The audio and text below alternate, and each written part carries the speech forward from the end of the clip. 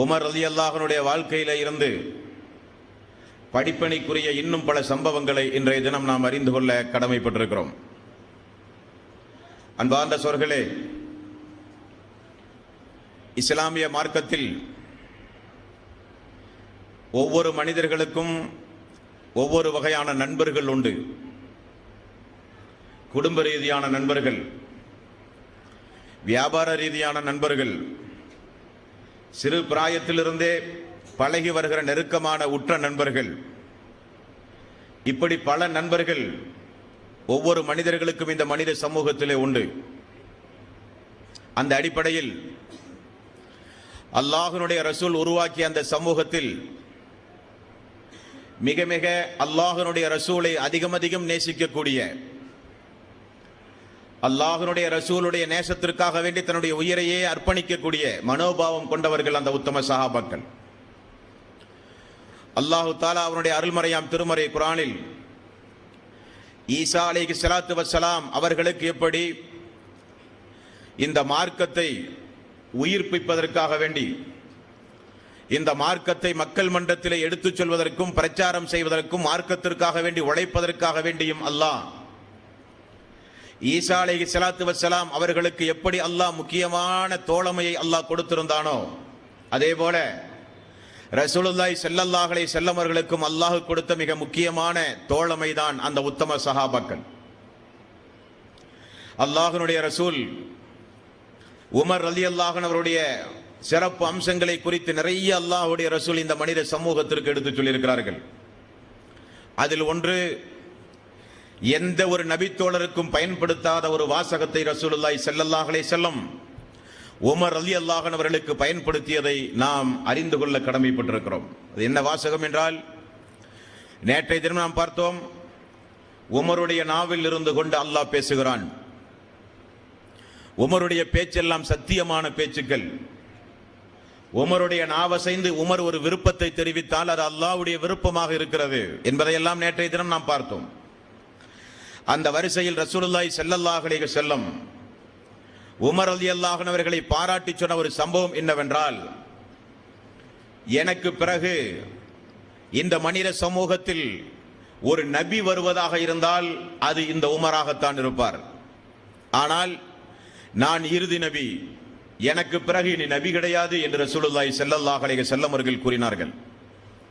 எந்த அளவுக்கு அவருடைய தக்வா, எந்த அளவுக்கு அவருடைய ஈமான், எந்த அளவுக்கு அவர் பெற்ற அந்த ஹிதாயத்தை அவர் பாதுகாத்திருக்கிறார், எந்த அளவுக்கு இஹ்லாஸான இபாதத்துகள், இஸ்லாமிய மார்க்கத்தை ஏற்ற நாளிலிருந்து மரணிக்கின்ற காலம் வரை அவர் எடுத்து வைத்த ஒவ்வொரு எட்டிலும் ஒரு தூய்மை தன்மை, அவர் எடுத்து வைக்கிற ஒவ்வொரு எட்டிலும் அல்லாஹ்வுடைய திருப்பொருத்தம் இருந்த ஒரே காரணத்திற்காக வேண்டி உமர் ரலியல்லாஹு அன்ஹு அவர்களை பார்த்து ரசூலுல்லாஹி ஸல்லல்லாஹு அலைஹி வஸல்லம் அவர்கள் மனித சமூகத்திற்கு அறிமுகம் செய்த விதம், எனக்கு பிறகு இனி ஒரு தூதர் வருவதாக இருந்தால், நபி வருவதாக இருந்தால், அல்லாஹ்வுடைய தூதர்கள் வருவதாக இருந்தால் அது இந்த உமராகத்தான் இருப்பார்.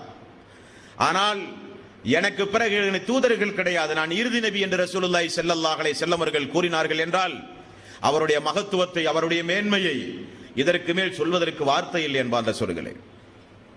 காரணம் என்னவென்றால், எப்பொழுதும் உமர் ரலியல்லாஹு அன்ஹு அவர்கள் தன்னுடைய உள்ளத்தை குறித்து, தன்னுடைய எண்ணத்தை குறித்து, தன்னுடைய தக்வாவை குறித்து எப்பொழுதும் அதிகம் அஞ்சுகிறவராக இருந்தார்கள் உமர் ரலியல்லாஹு அன்ஹு அவர்கள். இந்த உரையினுடைய துவக்கத்தில் சொன்ன ஒரு சம்பவத்தை இந்த இடத்தில் மீண்டும் நான் உங்களுக்கு நினைவுபடுத்துகிறேன். ரசூலுல்லாஹி ஸல்லல்லாஹு அலைஹி வஸல்லம் இந்த உலகத்தை விட்டு மரணிக்கின்ற பொழுது மதீனாவில் எத்துணை வகையான முனாஃபிக்குகள் இருந்தார்கள் என்கிற ஒரு பட்டியலை ஹுதைபா ரலியல்லாஹு அன்ஹு அவர்களிடத்திலே ரசூலுல்லாஹி ஸல்லல்லாஹு அலைஹி வஸல்லம் கொடுத்து விட்டு மரணித்திருந்தார்கள். உமர் ரலியல்லாஹு அன்ஹு அவர்கள் அந்த அல்லாஹ்வுடைய ரசூலுடைய மரணத்திற்கு பிறகு ஹுதைபா ரலியல்லாஹு அன்ஹு அவர்களை போய் சந்தித்து, ஹுதைபாவே, அல்லாஹ்வுடைய ரசூல் உங்களிடத்தில் முனாஃபிக்குகளுடைய பட்டியலை தந்திருக்கிறாராமே, அது குறித்து தாருங்கள், நான் படித்து விட்டு திரும்ப தருகிறேன் என்று சொன்னார். ஹுதைபா ரலியல்லாஹு அன்ஹு அவர்கள் அதை மறுத்து விட்டார். நீண்ட நேரம் போராடினார். கடைசியில் உமர் ரலியல்லாஹு அன்ஹு அவர்கள் ஹுதைபா அவர்களை பார்த்து சொன்ன வாசகம், ஹுதைபாவே, இந்த உமருடைய பெயர் அந்த முனாஃபிக்கினுடைய பட்டியலில் உண்டுமா என்று பார்த்து சொல்லுங்கள். அன்பார்ந்த சோர்களே, நம்முடைய கல்ப், நம்முடைய எண்ணம், நாம் பெற்ற ஹிதாயத், நமக்கும் இஸ்லாத்துக்கும் இருக்கிற தொடர்பு, நமக்கும் சொர்க்கத்திற்கும் இருக்கிற தொடர்பு, நமக்கும் நல்ல நல்ல எண்ணங்களுக்கும் இருக்கிற தொடர்பு, நமக்கும் இபாதத்துகளுக்கும் இருக்கிற தொடர்பு எப்படிப்பட்ட தொடர்பு என்பதை நீங்கள் நினைத்து பார்க்க வேண்டும். நம்முடைய உள்ளத்தில் என்றைக்கும் இரண்டு நிலைப்பாடுகள் வந்துவிடக் கூடாது. உள்ளத்தில் இரண்டு நிலைப்பாடுகள் வந்தால் நம்முடைய செயல்பாடுகள் இரண்டு செயல்பாடுகளாக மாறிவிடும். நம்முடைய செயல்பாடுகள் இரண்டு செயல்பாடுகளாக மாறினால் அது அல்லாஹ்வுடைய கோபத்தை பெற்றுவிடும். நபிகள் நாயகம் ஸல்லல்லாஹு அலைஹி வஸல்லம் அவர்கள் கூறினார்கள், மனித சமூகத்தில் யார் இரண்டு முகத்தை உடையவர்களாக வாழ்கிறார்களோ அவர்கள் மறுமை நாளில் நரகத்தில் செய்யப்பட்ட இரண்டு நாக்குகளோடு மறுமை நாளில் அவர்கள் எழுப்பப்படுவார்கள். அந்த அளவுக்கு நிஃபாக் என்பது, முனாஃபிக்தனம் என்பது, நயவஞ்சகத்தனம் என்பது மூமின்களுடைய உள்ளத்தில் அறவே வந்துவிடக் கூடாது. வந்தால் பறிபோவது நம்முடைய ஈமான். முனாஃபிக்தனம் வந்துவிட்டால் நரக நெருப்பினுடைய அடித்தளம் என்று அல்லாஹ் எச்சரிக்கிறான். முனாஃபிக்தனம் வந்துவிட்டால் இஸ்லாமிய மார்க்கத்துடைய ஆரம்ப வரலாறுகளை பார்த்தால் அவர்களுக்கு ஜனாசா தொழுகையே கூடாது என்கிற அளவுக்கு மிகப்பெரிய கடுமையான ஒரு குற்றத்திற்குரிய ஒரு காரியம் முனாஃபிக்தனமான எண்ணம். சஹாபாக்கள் பயந்தார்கள், உத்தம சஹாபாக்கள் நடுநடுங்கினார்கள். அந்த இரட்டை நிலையிலே இருந்து அல்லாஹ் நம்மை காப்பாற்ற வேண்டும். நம்முடைய பேச்சு தூய்மையானது, நம்முடைய பார்வை தூய்மையானது, நம்முடைய எண்ணம் தூய்மையானது, நம்முடைய செயல்பாடுகள் தூய்மையானது, எல்லாம் தூய்மையானதாக இருந்தால் அல்லாஹ் தூய்மையை விரும்புகிறான். தூய்மையானவர்களை அல்லாஹ் நேசிக்கிறான். அது அல்லாமல் எண்ணம் ஒன்று பேச்சொன்று, பார்வை ஒன்று எண்ணம் ஒன்று, எண்ணம் கசப்பாக இருந்து என்னதான் இனிப்பான நடவடிக்கைகள் பேச்சுக்கள் இருந்தாலும் நம்முடைய உள்ளம் கெட்டு போய்விடும் அன்பார்ந்த சோர்களே. ஆகவேதான் உமர் ரலியல்லாஹு அன்ஹு அவர்கள், என்னுடைய பெயர் உமர் பின் கத்தாப், கத்தாபின் மகன் உமருடைய பெயர் அந்த முனாஃபிக்கினுடைய பட்டியலில் உண்டுமா என்று பார்த்து சொல்லுங்கள் கத்தாபே என்று கேட்ட சம்பவம் நம்மை எல்லாம் மிகப்பெரிய ஆச்சரியத்தில் ஆழ்த்திவிடும் என்பான சொல்களே. அப்படி வாழ்ந்தவர் உமர் ரலியல்லாஹு அன்ஹு. ஆகவேதான் ரசூலுல்லாஹி ஸல்லல்லாஹு அலைஹி வஸல்லம் உமர் அவர்கள், எனக்கு பிறகு ஒரு நபி வருவதாக இருந்தால் அது உமராகத்தான் இருப்பார், ஆனால் எனக்கு பிறகு நபி கிடையாது என்று அவருடைய உயர்வான அந்தஸ்திற்கு அருமையான ஒரு முன்மாதிரியான சம்பவத்தை ரசூலுல்லாஹி ஸல்லல்லாஹு அலைஹி வஸல்லம் கூறினார்கள். அரஃபா பெருவழியில் ரசூலுல்லாஹி ஸல்லல்லாஹு அலைஹி வஸல்லம் அவர்கள் தன்னுடைய ஹஜ்ஜுடைய நாளில் ஒட்டகத்தின் மீது அமர்ந்து மக்களுக்கு நீண்ட ஒரு உரை நிகழ்த்தி கொண்டிருந்தார்கள். அப்படி உரை நிகழ்த்தும் பொழுது அல்லாஹ் ரப்பல் ஆலமீன் ஒரு ஆயத்தை இறக்கினான். வஹீயினுடைய கனப்பரிமாணம் தாங்காமல் நின்று கொண்டிருக்கிற ஒட்டகம் எல்லாம் அமர ஆரம்பித்ததாம். ரசூலுல்லாஹி ஸல்லல்லாஹு அலைஹி வஸல்லம் அவர்களுக்கு அன்றைக்கு இறங்கிய வசனம் 5வது அத்தியாயத்தின் 3வது வசனம், அல் யௌம அக்மல்து லக்கும் தீனக்கும் வ அத்மம்து அலைக்கும் நிஅமதி வ ரலீது லக்குமுல் இஸ்லாம தீனா. இந்த மார்க்கத்தை நான் முழுமையாக்கி விட்டேன், என்னுடைய அருளையும் என்னுடைய ரஹமத்தையும் இந்த நபியின் மீது நான் பூரணமாக்கி விட்டேன் என்கிற ஆயத்.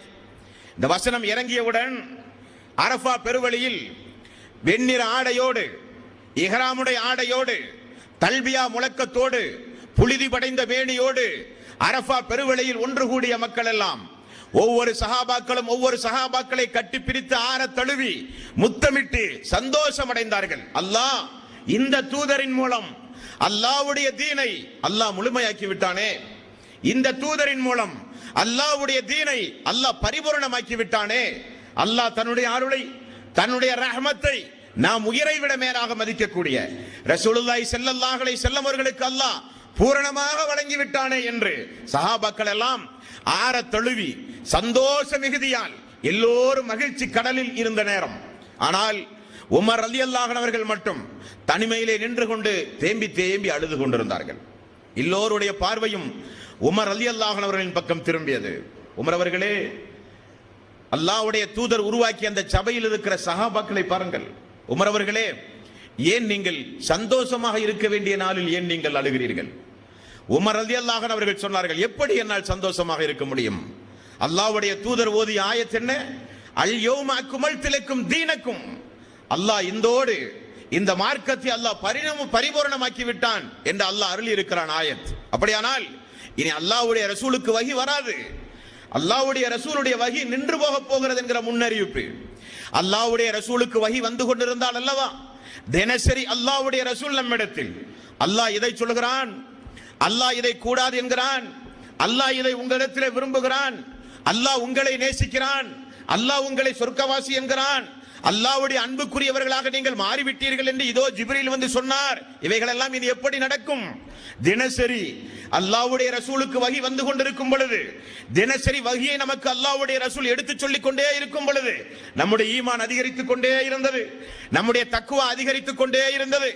அல்லாஹ்வுடைய சபை, அல்லாஹ்வுடைய தூதருடைய சபையில் நாம் இருக்கும் பொழுதெல்லாம் வஹி வருவதை நாம் பார்த்துக் கொண்டே இருந்தோம். ஆனால் இனி அல்லாஹ்வுடைய ரசூலுடைய வஹி வராதே என்று உமர் ரலியல்லாஹு அன்ஹு அவர்கள் அழுத சம்பவத்தையும் இந்த நல்ல நேரத்தில் நாம் நினைவு கூற வேண்டும். வஹியை நேசித்த மக்கள், இறை செய்தியை நேசித்த மக்கள், அல்லாஹ்வுடைய தூதருக்கு வருகிற வஹியின் மீது அளப்பெரிய பாசம் வைத்திருந்த மக்கள். இந்த வரிசையில் ஒரு சம்பவத்தை நான் நினைவு கூறுகிறேன். ஐம் என்று சொல்லப்படுகிற ஒரு பெண்மணி. இந்த ஐம் யார் என்றால், அப்துல்லா அவர்களுடைய காலத்தில் ரசூலுல்லாஹி ஸல்லல்லாஹு அலைஹி வஸல்லம் உடைய தந்தை அப்துல்லா, அவருடைய தாயார் அன்றைய காலத்தில் அடிமையாக இருந்தவர். ரசூலுல்லாஹி ஸல்லல்லாஹு அலைஹி வஸல்லம் மரணித்த பிறகு, அல்லாஹ்வுடைய தூதருடைய தந்தை தாய் எல்லாம் மரணித்த பிறகு, பால்குடி தாயாக இருந்து, வளர்ப்பு தாயாக இருந்து, மிகப்பெரிய ஒரு பாசத்திற்குரிய அன்னையாக இருந்து உம்முல் ஐம் ரலியல்லாஹு அன்ஹா, வயது முதிர்ந்த அந்த மூதாட்டி ரசூலுல்லாஹி ஸல்லல்லாஹு அலைஹி வஸல்லம் அவர்களை வளர்த்தி ஆளாக்கினார்கள்.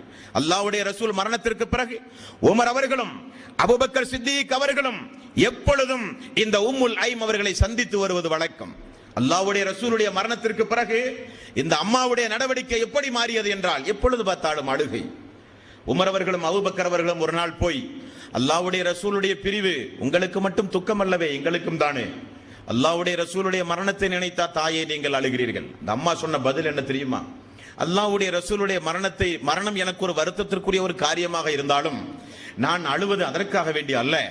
அல்லாஹ்வுடைய ரசூல் உயிரோடு இருந்தால் அடிக்கடி வஹி வரும், இறை செய்தி வரும், நமக்கு சொல்லுவார், பெண்களை அழைத்து சொல்லுவார், குடும்பங்களை அழைத்து சொல்லுவார், குழந்தைகளை அழைத்து சொல்லுவார். அந்த வஹி நின்று போய்விட்டதே, தூதருடைய மரணத்தோடு அந்த வஹி நின்று போய்விட்டதே என எண்ணி தவித்த தாய்மார்கள் அன்றைய சபையிலே இருந்தார்கள். அல்லாஹ்வுடைய ரசூலை வஹியை நேசித்த மக்கள் அந்த மக்கள் சாதாரணப்பட்ட மக்கள் அல்ல. ஆகவேதான் ரலியல்லாஹு அன்ஹு வரது அன்ஹு, அல்லாஹ் அவர்களை பொருந்திக் கொண்டான், அவர்களும் அல்லாஹுவை பொருந்திக் கொண்டார்கள்.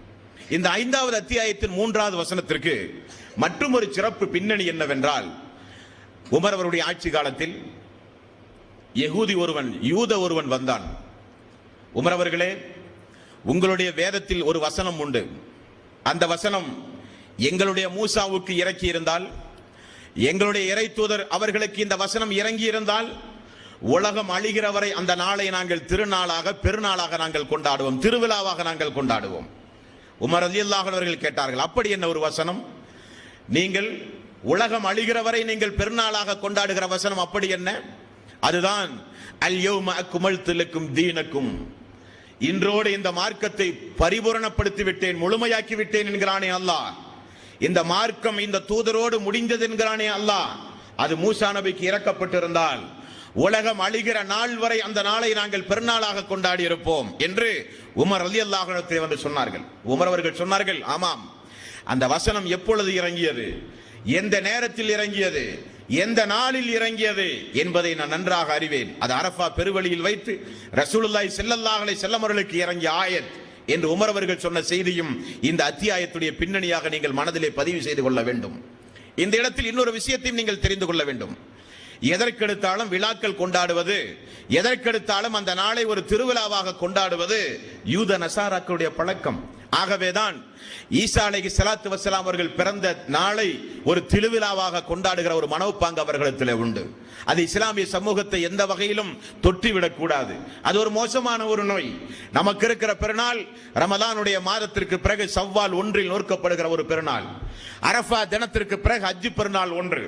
2 திருவிழாக்கள், 2 பெருநாட்கள் முஸ்லிம்களுக்கு ரசூலுல்லாஹி ஸல்லல்லாஹு அலைஹி வஸல்லம் கட்டாய கடமையாக்கினார்களே தவிர, அதை விடுத்து அல்லாஹ்வுடைய ரசூலுடைய பிறந்த தின விழாவை கொண்டாடுகிற ஒரு காரியம் இஸ்லாமிய சமூகத்திலே உண்டு.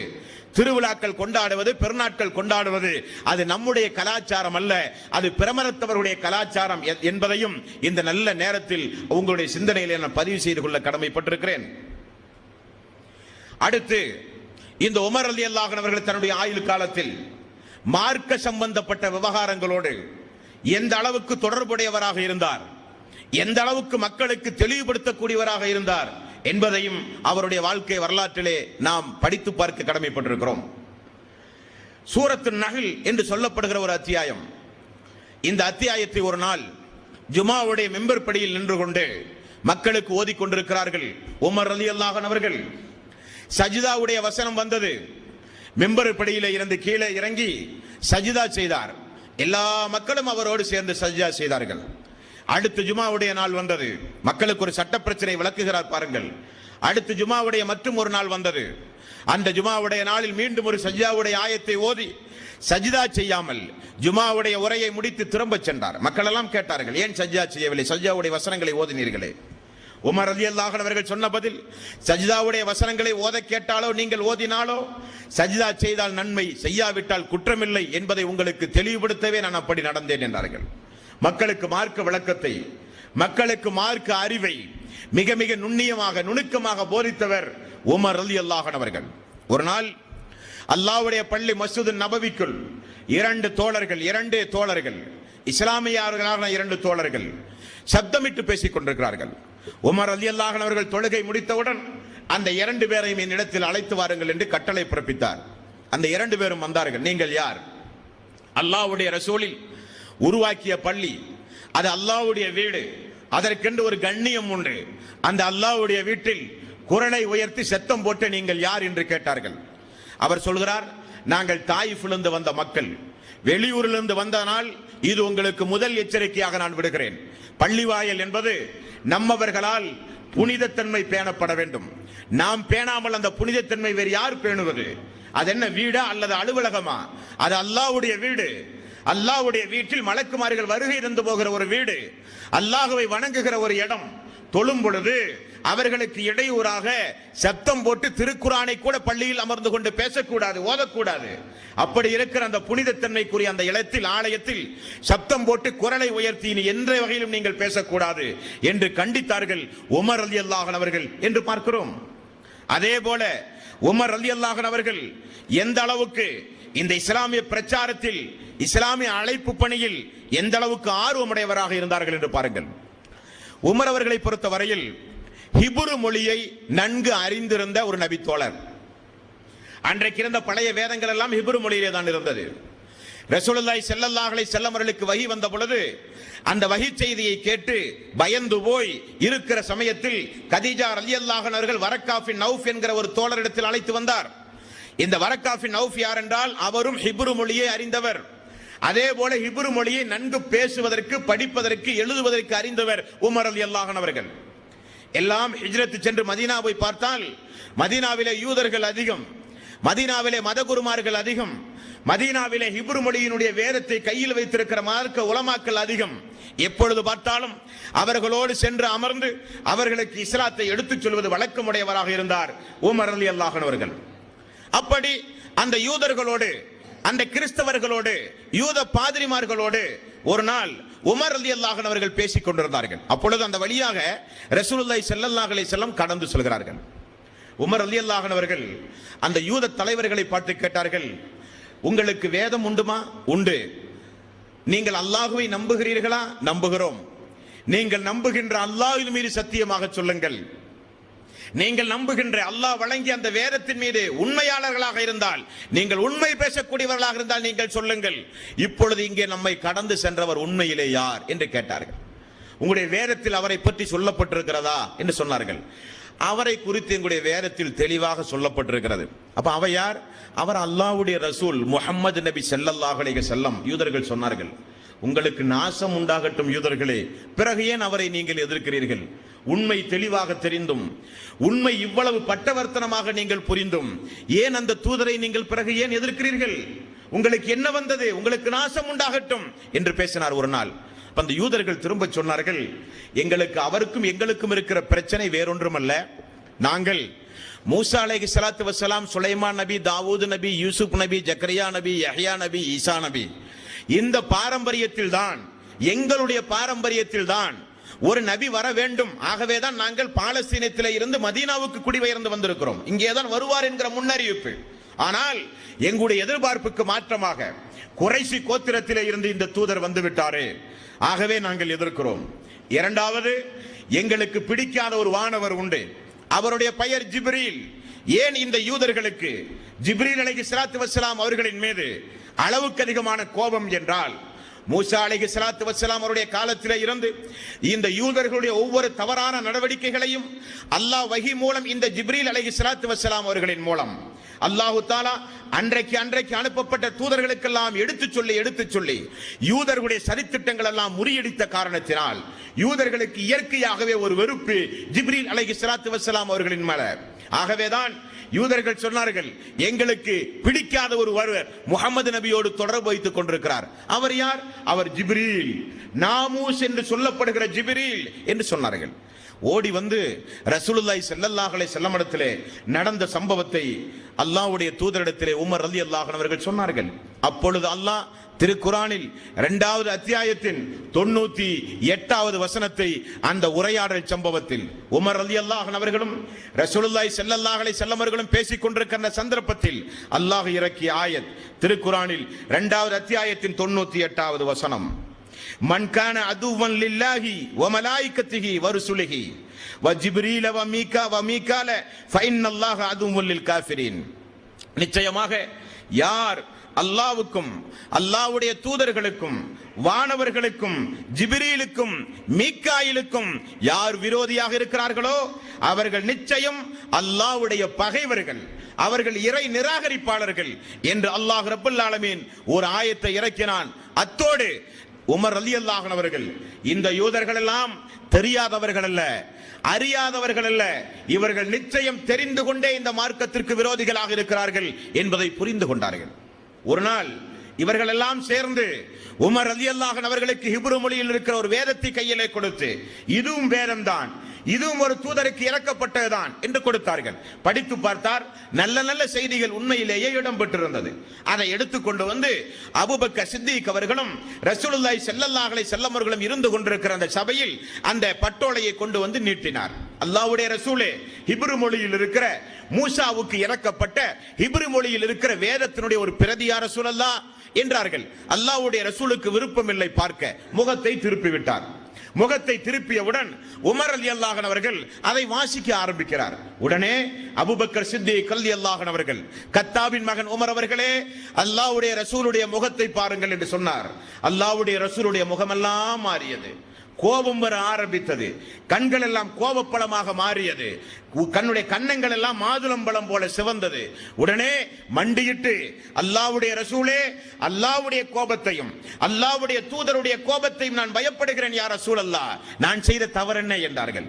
ரசூலுல்லாஹி ஸல்லல்லாஹு அலைஹி வஸல்லம் மூசா இந்த காலத்தில் இருந்தாலும் சரி, மூசா இந்த மதீனாவில் வாழ்ந்தாலும் சரி, அவருக்கும் நான் தான் இறை தூதர், அவரும் என்னை தான் பின்பற்ற வேண்டும் என்று முந்தைய கால வேதங்களை படிக்காதீர்கள், குழம்பாதீர்கள். உங்களுக்கு ஒரு தூதர் உண்டு, உங்களுக்கு கொண்டு ஒரு வேதம் உண்டு, அதைத்தான் நீங்கள் பின்பற்ற வேண்டும் என்று ரசூலுல்லாஹி ஸல்லல்லாஹு அலைஹி வஸல்லம் அவர்கள் சொன்னார்கள். அதிலிருந்து உமர் ரலியல்லாஹு அன்ஹு அவர்கள் யூதர்களோடு இருக்கிற தொடர்புகளை துண்டித்துக் கொண்டார் என்று அவருடைய வரலாறுகளை பார்க்கிறோம்.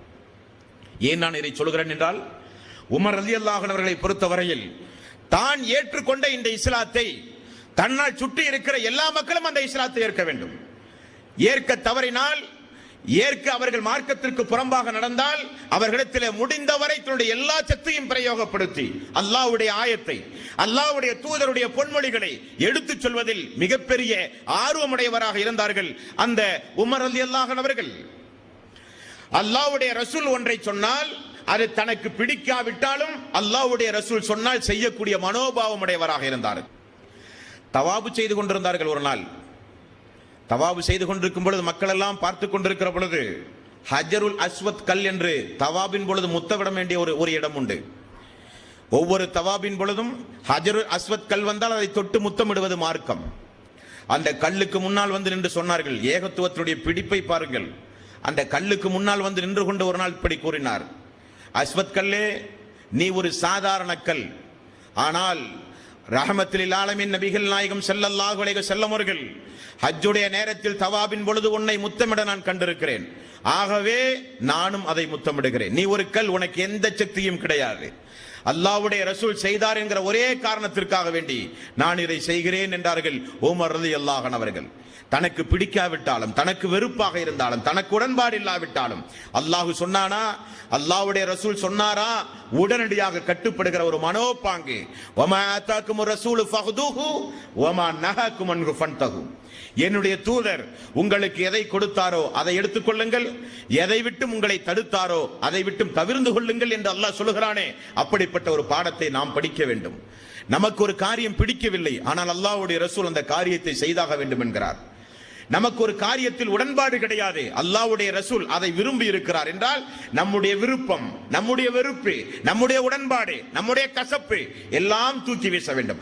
அறிவே உடன்படாவிட்டாலும் அல்லாஹ்வுடைய ரசூல் சொன்னாரா, உடனடியாக ஆமன்னா சல்லம்னா, அல்லாஹ்வுடைய வஹீக்கேற்பவர் சொல்லி இருப்பார், கட்டுப்பட வேண்டியது மூமியினுடைய கடமை, அவ்வளவுதான். இப்படி நடந்து காண்பித்தவர் அபு உமர் ரலியல்லாஹு அன்ஹு அவர்கள். ஒரு நாள் அகல் போருடைய சம்பவம். இந்த யூதர்கள் திட்டமிட்டு இஸ்லாமிய மார்க்க விரோதிகளாக மாறிய பிறகு எல்லா யூதர்களும் சேர்ந்து குறைசிகளோடு சேர்ந்து மதீனாவினுடைய ஒப்பந்தங்களை எல்லாம் முறித்து, கிராமத்தில் இருக்கிற குறைசிகளும் ஒன்று சேர்ந்து யூதர்களும் ஒன்று சேர்ந்து 40,000த்திற்கும் அதிகமான மக்களை திரட்டி கொண்டு மதீனாவினுடைய 2 கிலோமீட்டர் தான் ஊருக்குள் செல்வதற்கு இடம், அந்த அளவுக்கு மதீனாவை நெருங்கி விட்டார்கள். அல்லாஹ்வுடைய ரசூலையும் தூதரை பின்பற்றிய மக்களையும் அழித்தொழிப்பதற்காக. அகல் போர், ஹண்டக் போர் என்று சொல்லப்படும். நெருங்கியவுடன் ரசூலுல்லாஹி ஸல்லல்லாஹு அலைஹி வஸல்லம் உடனே ஆலோசனை செய்கிறார்கள். எல்லோரும் வருகிறார்கள். சல்மான் ரலியல்லாஹு அன்ஹு அவர்கள், சல்மானுல் ஃபாரிஸ், அவர் சொல்கிறார், யா ரசூலல்லாஹ், நிலைமை மோசமாகிவிட்டது. நாம் இரவோடு இரவாக சேர்ந்து நம்முடைய மக்காவை சுற்றி இருக்கிற பகுதிகளில் எல்லாம் அகல் போர் நடக்கக்கூடிய பகுதிகளில் எல்லாம் ஆளுயர குழி வெட்டி ஒரு அகல் வெட்டுவோம் யா ரசூலல்லாஹ், அது நமக்கு மிகப்பெரிய ஒரு பாதுகாப்பாக அமையும் என்ற ஆலோசனை சொல்ல, இரவு பகலாக 3 நாள் 4 நாள் 5 நாள் தொடர்ந்து சஹாபாக்கள் எல்லாம் பசியும் பட்டினியுமாக இருந்து அகல் தோண்டிக் கொண்டிருக்கிறார்கள், எதிரிகளிடமிருந்து தன்னை காப்பாற்ற. ஒரு பயங்கர சரியான ஒரு சம்பவம். அந்த சம்பவம் ஹதீஸில் சூரத்துல் அஹ்ஸாப் 33வது அத்தியாயம் அந்த அகல் போர் குறித்தே விவரிக்கிற ஒரு அத்தியாயம். பட்டினி கிடந்து மக்கள் குழி வெட்டி அல்லாஹ்வுடைய தீனுக்காக வேண்டி பாடுபட்ட சம்பவம். அப்படி மக்கள் குழி வெட்டும் பொழுது பெரிய ஒரு பாறை குறுக்கிட்டு விடுகிறது. அந்த பாறையை உடைப்பதற்கு எவ்வளவோ முயற்சி செய்கிறார்கள் சஹாபாக்கள், முடியவில்லை. முஹாஜிர்கள் வாங்கி உடைத்து பார்க்கிறார்கள், முடியவில்லை. எல்லோரும் வந்து, யா ரசூலல்லாஹ், குழி வெட்டுவதற்கு இடையூறாக ஒரு பாறை இருக்கிறது யா ரசூலல்லாஹ். அப்படியே இதோ நான் வருகிறேன் என்றார்கள். ரசூலுல்லாஹி ஸல்லல்லாஹு அலைஹி வஸல்லம் அவருடைய நிலையை குறித்து ஜாபிர் அவர்கள் அறிவிக்கிற செய்தி புகாரிலே இடம்பெறுகிறது. புகாரிலே போர் என்கிற பாடத்தில் அகல் போர் என்கிற வரிசையே உண்டு. ரசூலுல்லாஹி ஸல்லல்லாஹு அலைஹி வஸல்லம் அவர்களை ஜாபிர் அவர்கள் இப்படி சொல்கிறார், அல்லாஹ்வுடைய ரசூலிடத்தில் நாங்கள் எல்லாம் போய் சொன்னோம். அப்பொழுது அல்லாஹ்வுடைய ரசூல் ஒரு மூலையிலே படுத்து சுருண்டு கொண்டிருந்தார். எழுந்தால் அல்லாஹ்வுடைய ரசூலுடைய வயிற்றில் கற்கள் கட்டப்பட்டிருந்தது பசி கொடுமையின் காரணமாக. ரசூலுல்லாஹி ஸல்லல்லாஹு அலைஹி வஸல்லம் அந்த பாறைக்கு அருகில் வந்து எங்களிடமிருந்து அந்த பாறையை உடைக்கக்கூடிய அந்த ஆயுதத்தை வாங்கி அல்லாஹு அக்பர் அல்லாஹு அக்பர் என்று 3 அடி அடித்தார். பாறை உடைந்தது. ரசூலுல்லாஹி ஸல்லல்லாஹு அலைஹி வஸல்லம் கையை உயர்த்தி அந்த பாறையை அடிக்கிற நேரத்தில் அல்லாஹ்வுடைய ரசூலுடைய வயிற்றை நான் பார்த்தேன், கற்கள் கட்டப்பட்டிருந்தது. என்னால் தாங்க முடியவில்லை. ஜாபிர் ரலியல்லாஹு அன்ஹு அவர்கள் சொன்னார்கள், நான் அல்லாஹ்வுடைய ரசூலே, இங்கேயே இருங்கள், நான் எனது வீடு வரை சென்று வர எனக்கு அனுமதி தாருங்கள் என்றார். போய் வா என்றார். ஜாபிர் ரலியல்லாஹு அன்ஹு அவர்கள் ஓடி போய் தன்னுடைய மனைவியிடத்தில், அல்லாஹ்வுடைய ரசூலுடைய கோலம் இப்படி இருப்பதை நான் கண்டேன், என்னால் முடியவில்லை, நம்முடைய வீட்டில் என்ன உண்டு என்றார். ஒரு ஆடு வளர்ந்து கொண்டிருக்கிறது, சிறிது கோதுமை உண்டு என்றார்கள். உடனே கோதுமையை ஆட்டை அறுத்து விருந்துக்கு ஏற்பாடு செய், அல்லாஹ்வுடைய தூதரோடு 2-3 பேரை நான் அழைத்து வந்து தூதருக்கு நாம் இந்த நாளில் விருந்து கொடுப்போம் என்றார்கள். ரசூலுல்லாஹி ஸல்லல்லாஹு அலைஹி வஸல்லம் அவர்களுக்கு உணவெல்லாம் ரெடியான பிறகு ஜாபிர் அவர்கள் வந்து சொன்னார்கள், ரசூலுல்லாஹி ஸல்லல்லாஹு அலைஹி வஸல்லம், முஹாஜிர்களே அன்சாரிகளே எல்லோரும் வாருங்கள், ஜாபிர் வீட்டில் விருந்துண்டு என்றார். ஜாபிர் அவர்கள் பயந்து போனார். 3 பேருக்கு இருக்கிற விருந்து என்று சொன்னோம், ஆனால் எல்லோரையும் அல்லாஹ்வுடைய ரசூல் அழைக்கிறாரே. ரசூலுல்லாஹி ஸல்லல்லாஹு அலைஹி வஸல்லம் ஜாபிர் இடத்திலே சொன்னார், அந்த கறி, அந்த ஆட்டினுடைய இறைச்சி வெந்து கொண்டிருக்கிற அந்த மூடியை நீங்கள் திறக்காதீர்கள், நான் வந்து திறக்கிறேன் என்றார்கள். எல்லா சஹாபாக்களும் வந்தார்கள், அமர்ந்தார்கள். இடம் பற்றாக்குறை அளவு ஏறும் அளவுக்கு அமர்ந்தார்கள். ரசூலுல்லாஹி ஸல்லல்லாஹு அலைஹி வஸல்லம் மூடியை திறந்து ஒவ்வொரு நபர்களுக்கும் எடுத்து எடுத்து எடுத்து எடுத்து கொடுத்தார்கள். அன்றைக்கு அல்லாஹ்வுடைய மிகப்பெரிய ஒரு அற்புதம், அந்த பர்க்கத் அந்த உணவிலே இருந்தது. எல்லோரும் உண்டார்கள், எல்லோரும் சேமித்து வைத்தார்கள். இறுதியில் ரசூலுல்லாஹி ஸல்லல்லாஹு அலைஹி வஸல்லம் அவர்களும் உண்டு. ஜாபிருடைய குடும்பத்தை பார்த்து சொன்னார்கள், மீதம் இருப்பதை நீங்களும் உண்ணுங்கள் என்று சொல்லுகிற ஒரு கராமத் சம்பவம் அதுவல்ல. அகல் போர் தோண்டிக் கொண்டு எதிரிகளை சமாளித்துக் கொண்டிருக்கிற அந்த நேரத்தில் ரசூலுல்லாஹி ஸல்லல்லாஹு அலைஹி வஸல்லம் அவர்களையும் உத்தம சஹாபாக்களையும் தொழக்கூட விடாத அளவுக்கு ஒரு நெருக்கடியான ஒரு சூழ்நிலை உருவாகிறது. அப்பொழுது உமர் ரலியல்லாஹு அன்ஹு அவர்கள் மகரிபுடைய நேரத்தில் ரசூலுல்லாஹி ஸல்லல்லாஹு அலைஹி வஸல்லம் வந்து பார்த்து சொன்னார்கள், யா ரசூலல்லாஹ், என்னுடைய அஸருடைய தொழுகை போய்விட்டது யா ரசூலல்லாஹ், இந்த இறை நிராகரிப்பாளர்கள் என்னுடைய தொழுகையை பால்படுத்தி விட்டார்கள் யா ரசூலல்லாஹ் என்றார்கள். ரசூலுல்லாஹி ஸல்லல்லாஹு அலைஹி வஸல்லம் அவர்கள் சொன்னார்கள், எனக்கும் அதுதான் நிலைமை. அல்லாஹ்வுடைய ரசூல் சொன்னார்கள், இந்த இறை நிராகரிப்பாளர்களுடைய வயிறுகளையும் கபறுகளையும் அல்லாஹ் நரக நெருப்பை கொண்டு நிரப்புவானாக, நம்முடைய தொழுகையை பால்பிடித்து விட்டார்களே என்று ரசூலுல்லாஹி ஸல்லல்லாஹு அலைஹி வஸல்லம் அவர்கள் சொன்னார்கள். அதற்கு பிறகு அல்லாஹ், நீங்கள் போரில் இருந்தாலும் தொழுதாக வேண்டும் என்று அல்லாஹ் சட்டம் பிறப்பித்தான். அது வேறு விஷயம். இந்த இடத்தில் உள்ள ஒரு காரியத்தை பாருங்கள். உயிர் போய் விடுமோ என்கிற ஒரு பயம் விட்டால் ஊருக்குள் புகுந்து ஊரையே அழித்து விடுவார்கள் எதிரிகளுடைய பட்டாளம். நின்று கொண்டிருக்கிற பொழுது உமர் அவர்களுக்கு இருக்கிற கவலை, யா ரசூலல்லாஹ், அஸ்ர் தொழுகை போய்விட்டதே யா ரசூலல்லாஹ், என்ன செய்வது யா ரசூலல்லாஹ்? உமர் அவருடைய கவலை என்ன காரணம்? ரசூலுல்லாஹி ஸல்லல்லாஹு அலைஹி வஸல்லம் அவர்கள் கூறினார்கள், யார் ஒருவர் அஸருடைய தொழுகையை விட்டு விட்டாரோ அவர் தன்னுடைய குடும்பம், தன்னுடைய செல்வம், இந்த உலகத்தில் இருக்கிற அவருடைய அனைத்து உடைமைகளையும் அவர் இழந்தவரை போல் ஆவார் என்று ரசூலுல்லாஹி ஸல்லல்லாஹு அலைஹி வஸல்லம் அவர்கள் கூறினார்கள். ஒவ்வொரு தொழுகைக்கும் ஒவ்வொரு சிறப்புண்டு. ஃபஜ்ருடைய தொழுகை, இஷாவுடைய தொழுகை முனாஃபிக்குகளுக்கு பாரமாக இருக்கும். ரசூலுல்லாஹி ஸல்லல்லாஹு அலைஹி வஸல்லம் அவர்கள் சொன்னார்கள், ஃபஜ்ருடைய தொழுகை உங்களுக்கு சாட்சியாக அமையும் என்றார்கள். ஒவ்வொரு நேர தொழுகைக்கும் ஒவ்வொரு சிறப்பு உண்டு. அதில் அஸருடைய தொழுகை முக்கியத்துவம் வாய்ந்தது. யார் ஒருவர் அஸருடைய தொழுகையை விட்டு விடுகிறாரோ அவர் தான் அனைத்தையும் இழந்தவனை போல, போண்டியானவன், திவாலானவனை போல அவன் மாறிவிடுவான் என்று ரசூலுல்லாஹி ஸல்லல்லாஹு அலைஹி வஸல்லம் எச்சரித்திருக்கிறார்கள். அன்பார்ந்த சகோதரர்களே, ஆகவே நாம் தொழுகையில் அதிகம் கவனம் உடையவர்களாக நாம் ஒவ்வொருவரும் இருக்க வேண்டும். அடுத்தது, நபிகள் நாயகம் ஸல்லல்லாஹு அலைஹி வஸல்லம் காலத்தில் நடந்த ஒரு சம்பவம். மக்காவை அல்லாஹ்வுடைய ரசூல் வெற்றி கொள்ள போகிறார். அதற்குரிய ஆலோசனை நடந்து கொண்டிருக்கிறது. இந்த ஆலோசனை கூட்டத்தில் ஒரு நபித்தோழர் இருந்தார். அவருடைய பெயர் ஹாத்திப் என்று சொல்லப்படுகிற ஒரு நபித்தோழர்.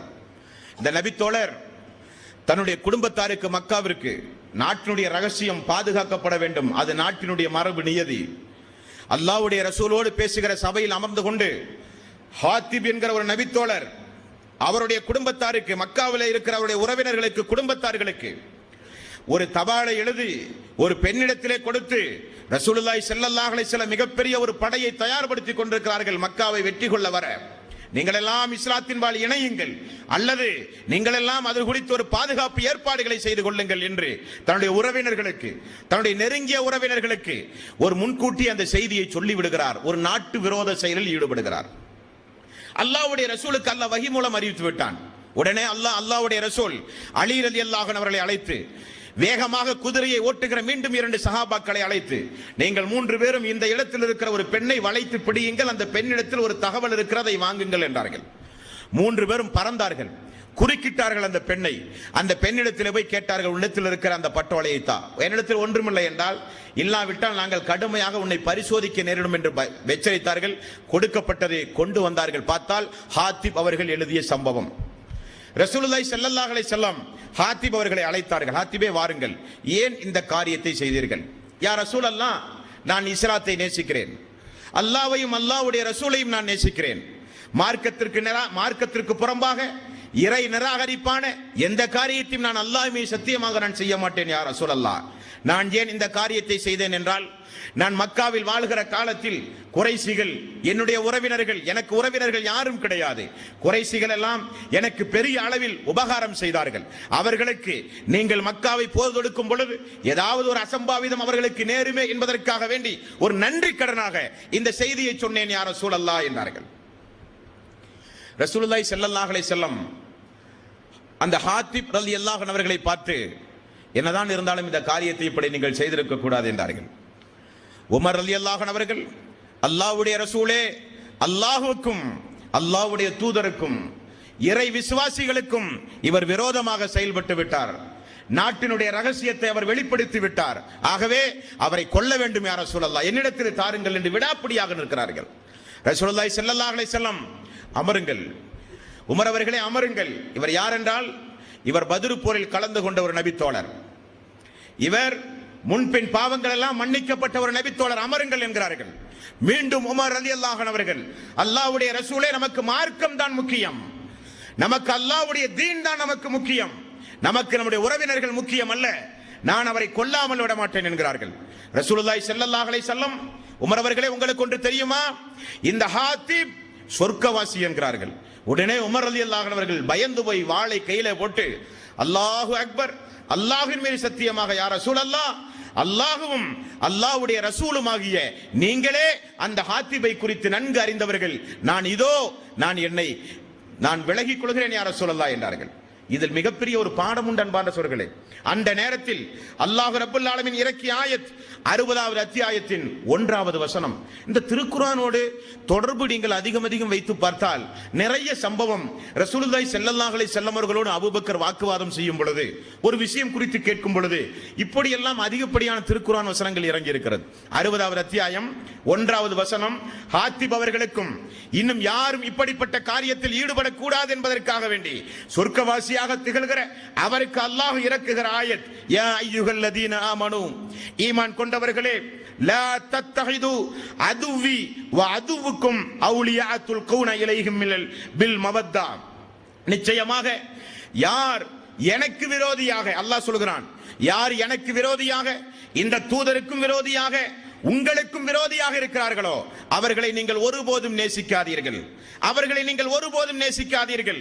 துல்கூன இலைஹிம் பில் மவத்தா வகத் கஃபரு பிமா ஜாஅக்கும் மினல் ஹக், அல்லாஹ்விடமிருந்து வந்த வேதத்தை அந்த மக்கத்து வாசிகள் மறுத்திருக்கிறார்கள், நிராகரித்திருக்கிறார்கள்.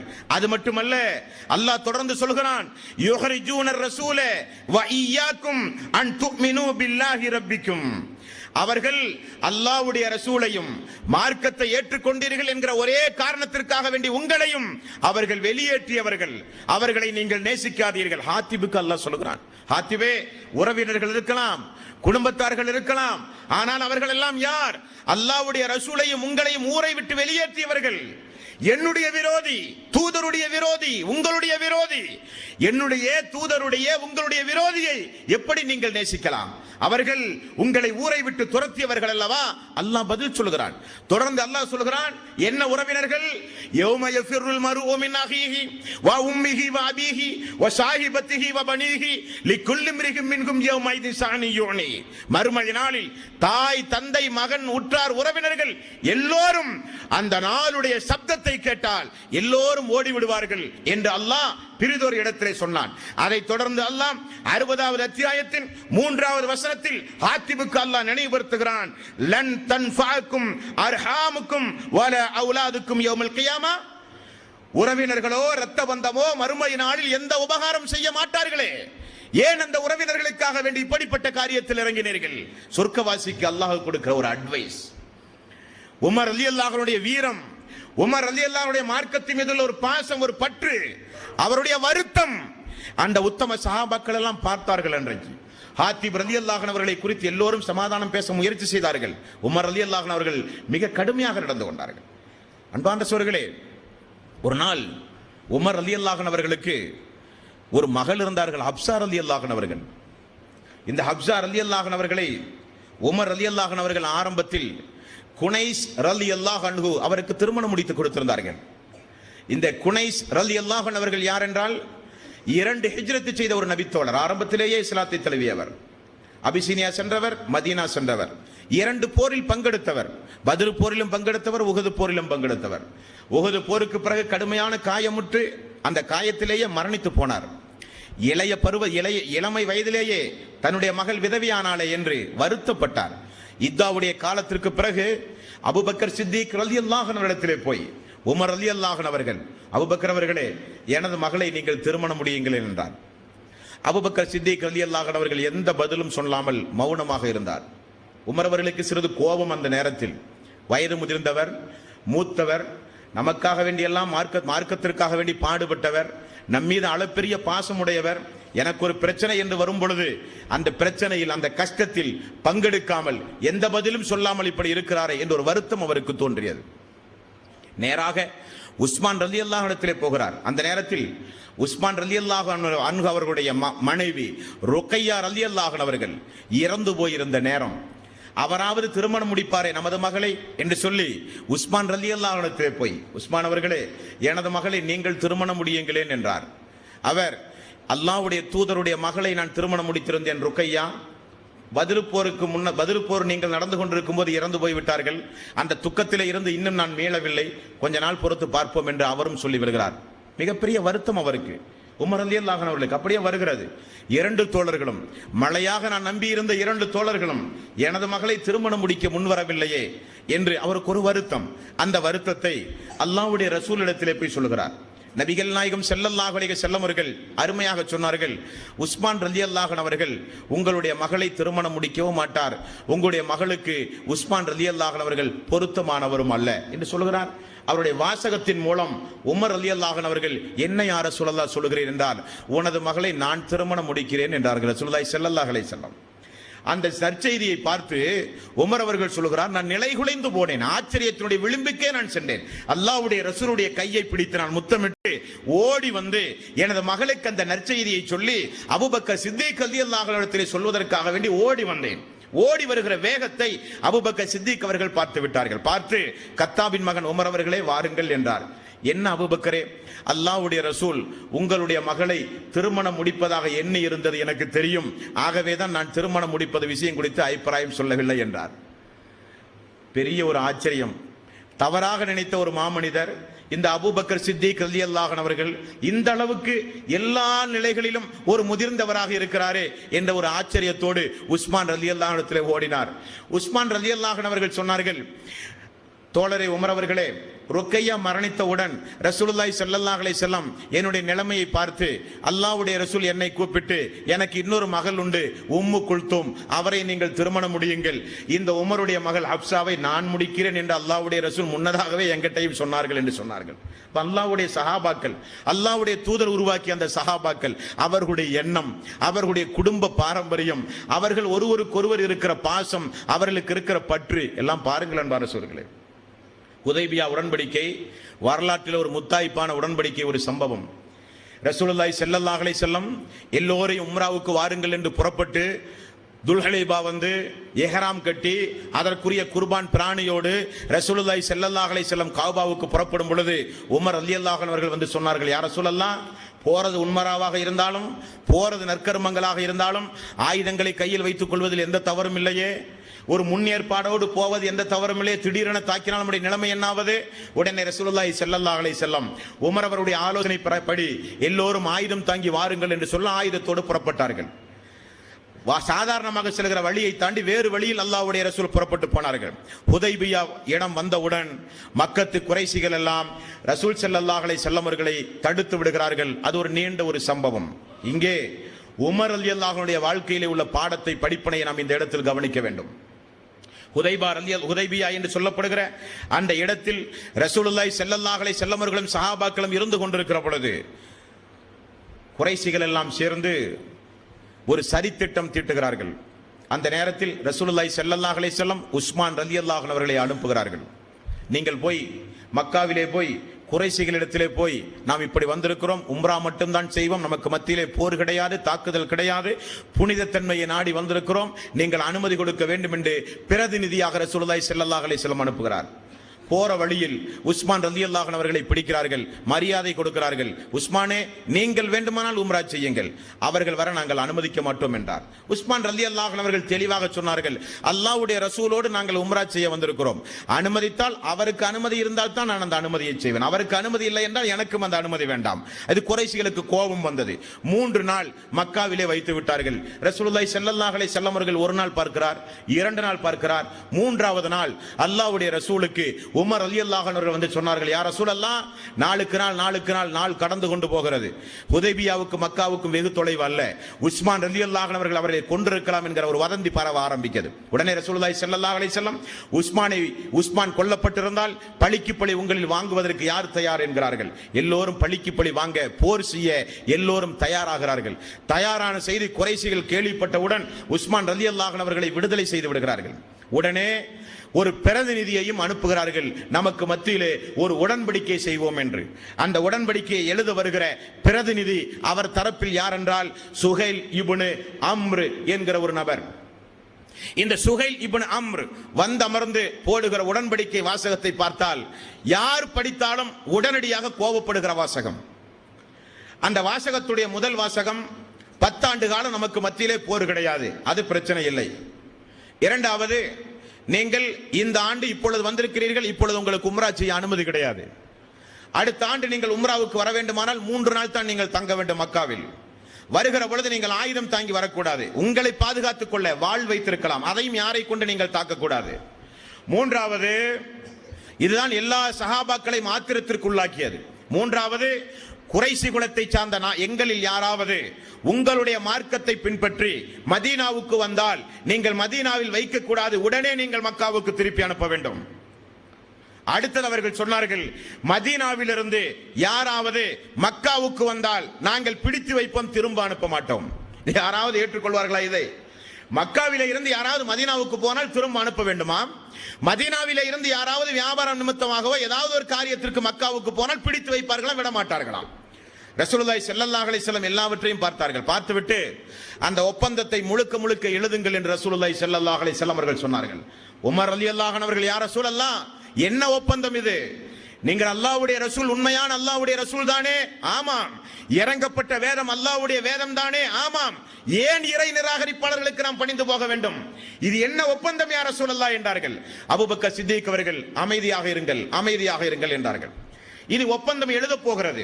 ஒப்பந்தம் எழுதும் பொழுது ரசூலுல்லாஹி ஸல்லல்லாஹு அலைஹி வஸல்லம் அலி அவர்களை அழைத்து எழுதச் சொல்கிறார். எழுதும் பொழுது பிஸ்மில்லாஹிர் ரஹ்மானிர் ரஹீம், பிஸ்மில்லாஹிர் ரஹ்மானிர் ரஹீம். உடனே சுஹைல் சொல்கிறார், அது என்ன ரஹ்மான் ரஹீம், அதெல்லாம் எங்களுக்கு உடன்பாடு கிடையாது. பிஸ்மிக்க அல்லாஹும்ம, அல்லாஹ்வின் திருப்பெயரால் என்று எழுதுங்கள் என்கிறார்கள். எல்லோருக்கும் கோபம் மீண்டும் அதிகமானது. சரி, பிஸ்மிக்க அல்லாஹும்ம எழுதுங்கள் அலியே. இரண்டாவது, அல்லாஹ்வுடைய தூதர் முஹம்மது நபி ஸல்லல்லாஹு அலைஹி வஸல்லம் அவர்கள் எழுதுகிறேன். இரண்டாவது வாசகம். சுஹைல் சொன்னார், உங்களை தூதராக ஏற்றுக்கொண்டால் தான் பிரச்சனை இல்லையே, அப்துல்லாவின் மகன் முஹம்மது என்று எழுதுங்கள். ரசூலுல்லாஹி ஸல்லல்லாஹு அலைஹி வஸல்லம் அதை எழுதுங்கள் என்றார். அப்படி அந்த உடன்படிக்கை இன்னும் எழுதவில்லை. எழுதுகிற நேரத்தில் அல்லாஹ்வுடைய ரசூல் ஒரு ஜமாத்தோடு ஹுதைபியா என்கிற இடம் வரை வந்து விட்டார், மக்காவுக்கு அருகில் என்கிற செய்தி மக்காவில் ஒரு நபித்தோழருக்கு தெரிகிறது. அவருடைய பெயர் அபூ ஜந்தல். இந்த அபூ ஜந்தல் யார் என்றால் எழுத வந்திருக்கிற பிரதிநிதியாக வந்திருக்கிற சுஹைலுடைய சொந்த மகன். கையில் விலங்கோடு ரசூலுல்லாஹி ஸல்லல்லாஹு அலைஹி வஸல்லம் அவர்கள் ஹுதைபியா வந்திருக்கிறார் தெரிந்தவுடன், தந்தை பிரதிநிதியாக ஹுதைபியாவுக்கு வந்தது தெரிந்தவுடன் வீட்டிலிருந்து தப்பித்து ஓடி வந்து ரசூலுல்லாஹி ஸல்லல்லாஹு அலைஹி வஸல்லம் சபையிலே விழுகிறார். யா ரசூலல்லாஹ், நான் அபூ ஜந்தல், இஸ்லாத்தை ஏற்றவன், இந்த பாவிகள் என்னை அடைத்து வைத்து கொடுமை செய்கிறார்கள் யா ரசூலல்லாஹ் என்றார்கள். சுஹைல் சொன்னான், ஒப்பந்தத்தினுடைய விதி கடுமையாக பின்பற்றப்பட வேண்டும். இந்த அபூ ஜந்தலை நீங்கள் மக்காவுக்கு திரும்ப அனுப்ப வேண்டும். அதுதானே ஒப்பந்தம். அல்லாஹ்வுடைய ரசூல் சொன்னார்கள், சுஹைலே, ஒப்பந்தம் கையெழுத்தாகவே இல்லையே, இந்த சகோதரனை எங்களோடு தாருங்களேன் இந்த சகோதரனை ஏன் வைத்து இப்படி சித்திரவதை செய்கிறீர்கள்? முடியாது, தர முடியாது, பேசியதுதான் என்று சொல்லி கதற அபூ ஜந்தல் கதற அழைத்து செல்லப்படுகிறார் மக்காவுக்கு. உமர் ரலியல்லாஹு அன்ஹு அவர்கள் எப்படி சமாதானமானார் என்றால், அபூபக்கர் சித்திக்குடைய ஒரே வார்த்தை. அபூபக்கர் அவர்கள் சொன்னார்கள், உமர் அவர்களே, அல்லாஹ்வுடைய ரசூல் வஹீயின் அடிப்படையில் அந்த ஒப்பந்தத்தை எழுதியிருக்கிறார், எல்லாம் நன்மையாக முடியும் என்றார். ஒரு காலத்தில் 10 வருடம் அந்த ஒப்பந்தம் நீடித்தது. ஒப்பந்தத்துடைய விதிமுறை அப்படி பிடிக்கப்படுகிற நபர்களுக்கு மக்களுக்கு எந்த தீங்கும் விளைவிக்க கூடாது. சஹாபாக்கள் நடந்து பிரச்சாரம் செய்து அல்லாஹ்வுடைய ரசூல் மதீனாவில் பிடிக்கப்பட்ட மக்காவில் கடுமையான பிரச்சாரம் செய்து எல்லோரும் இஸ்லாத்தை தழுவ ஆரம்பித்தார்கள். ஓடி வந்து அவர்களையும் கொண்டு வந்து மதீனாவிலே ஒப்படைத்து ஒப்பந்தத்தை ரத்து செய்தார்கள். உமர் ரலியல்லாஹு அன்ஹு அவர்கள் சொன்னார்கள், அல்லாஹ்வே மிகப்பெரியவன், அல்லாஹ்வுடைய ரசூல் உண்மையான அல்லாஹ்வுடைய ரசூல் தான், நான் அந்த நேரத்தில் ஆவேசப்பட்டேன், உண்மைதான் என்று ஹுதைபியா உடன்படிக்கை சம்பவம். இப்படி உமர் ரலியல்லாஹுடைய வாழ்க்கையை தொட்டு வரக்கூடிய ஒவ்வொரு வகைகளிலும் ஒவ்வொரு நிலைகளிலும் நிறைய பாடங்கள் உண்டு. அன்பார்ந்த சகோதரர்களே, இன்ஷா அல்லாஹ் நாளைய தினம் இந்த உமர் அவருடைய ஆட்சி காலம் உண்மையிலேயே ஒரு பொற்காலம். உலக வரலாற்று ஆசிரியர்கள் எல்லாம் அல்லாஹ்வுடைய ரசூலுக்கு பிறகு ஒரு ஆட்சியை பார்த்து, ஆட்சியினுடைய நடைமுறையை பார்த்து, ஆட்சி அதிகாரத்தை பார்த்து, நீதத்தை பார்த்து, மனித உரிமை பேணலை பார்த்து ஆச்சரியப்பட்ட சம்பவங்களை இன்ஷா அல்லாஹ் நாளைய தினம் பார்ப்போம். வாஹிரு தவானா அனில் ஹம்துலில்லாஹி ரப்பில் ஆலமீன். அஸ்ஸலாமு அலைக்கும் வரஹ்மத்துல்லாஹி வபரகாத்துஹு.